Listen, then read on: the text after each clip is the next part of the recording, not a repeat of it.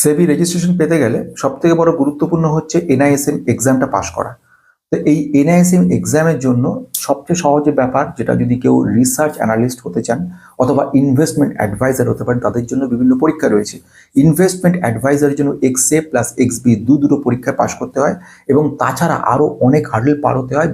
প্রচুর টাকার দরকার পড়ে, টাকাগুলোর আগে রেজিস্ট্রেশনের জন্য ভালো টাকা লাগে, তাছাড়া লাগছে আদার্স বিভিন্ন রকম কাগজপত্র রেডি করা, তারপরে যে চার্টার্ড অ্যাকাউন্টেন্ট কাছ থেকে ফাইল তৈরি করা, নেট ওয়ার্থের পরিমাণ দেখা, এইসবের জন্য। আর দ্বিতীয়ত হচ্ছে আরেকটা এক্সাম হয় সেবিরই, তুলনামূলক সহজ এই কারণে, এত খরচ এত হাঙ্গামা কম।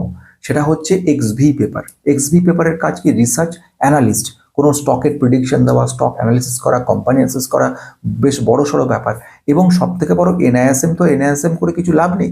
এনআইএসএম পাস করার পরে সেবি রেজিস্ট্রেশন যে আইডি নাম্বার, যেটা রেজিস্ট্রেশন নাম্বার বা লাইসেন্স নাম্বার নিয়ে এগোবেন ভবিষ্যতে অ্যাজ এ কনসালটেন্ট, সেটা হচ্ছে কিন্তু খুব গুরুত্বপূর্ণ। বড় বড় সেরা কোম্পানিগুলো সবসময় তারা কিন্তু সেবি রেজিস্ট্রেশনকে অগ্রাধিকার দেয় এবং প্রথমেই চেয়ে নেয় যে আপনাকে রেজিস্ট্রেশন আছে না নেই।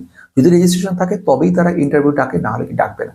তাহলে এই রেজিস্ট্রেশনের জন্য কি দরকার পড়ে? সবচেয়ে জরুরি একটা প্রিপারেশন। এনআইএসএম এক্সামটা পাস করতেই হবে। এনআইএসএম এক্সামের মধ্যে এক্সবি হচ্ছে তুলনামূলক সহজ, কারণ ওই একটা 1500 টাকা চার্জ নেয় এরা। এই চার্জটা দিলে আপনি পরীক্ষায় বসতে পারবেন। পরীক্ষায় যদি পাস করেন তবে কাগজপত্র রেডি হয়ে আপনি রিসার্চ অ্যানালিস্টের জন্য সেবির কাছে অ্যাপ্লাই করতে পারেন। এখানেও পয়সা লাগে, কিন্তু তুলনামূলক অনেক কম পয়সা লাগে, এবং রেজিস্ট্রেশনের জন্য আপনাকে কিন্তু খরচ করতে হয়। এই হয়ে গেল টোটাল ব্যাপার। আজকে যে কাজটা করেছি সেটা হচ্ছে চ্যাপ্টার 3। অলরেডি 2টো চ্যাপ্টার বলেছি, তৃতীয় চ্যাপ্টার। টোটাল 15টা চ্যাপ্টার আছে এই গোটা বইয়ের মধ্যে। এই চ্যাপ্টারগুলো যদি মোটামুটি রিভিশন দিয়ে যান, তাহলে এক্সাম আপনার পক্ষে খুবই সহজ হয়ে যাবে। এছাড়া এমসিকিউ নিয়ে আলোচনা থাকবে, এই চ্যানেল জুড়ে শুধু এই কাজই চলবে। এখানে আজকে যে কাজটা করেছি সেটা হচ্ছে টার্মিনোলজি অফ ইকুইটি অ্যান্ড ডেপ্ট মার্কেট। এই ডেপ্ট এবং ইকুইটি মার্কেটে বিভিন্ন টার্মিনোলজি রয়েছে। কিরকম টার্মিনোলজি?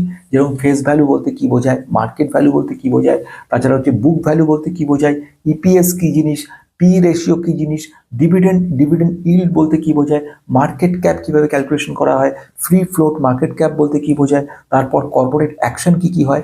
ডেপ্টের মধ্যে বিভিন্ন টার্মিনোলজি রয়েছে, বন্ড রিলেটেড ব্যাপার রয়েছে, যেরকম এই যে bond, corporate bond, coupon rate বলতে কি বোঝায়, কুপন রেট ক্যালকুলেশন কি করে হয়, ফিক্সড যে ইল্ড ও ইল্ড টু ম্যাচুরিটি ব্যাপারটা কি জিনিস, এছাড়া হচ্ছে ক্লিন প্রাইস, ডার্টি প্রাইস ব্যাপারটা কি জিনিস।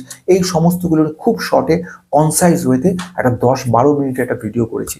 ইচ্ছা করলে দেখে নিতে পারেন, আর অবশ্যই সাবস্ক্রাইব করে রাখতে পারেন যদি ভবিষ্যতে মনে করেন যে এইটাই আমার প্রফেশন করতে চাই। অন্যান্য প্রফেশনগুলো আস্তে আস্তে ফেড হয়ে যাচ্ছে, সেখানে এই প্রফেশন ইনভেস্টমেন্ট কনসালট্যান্ট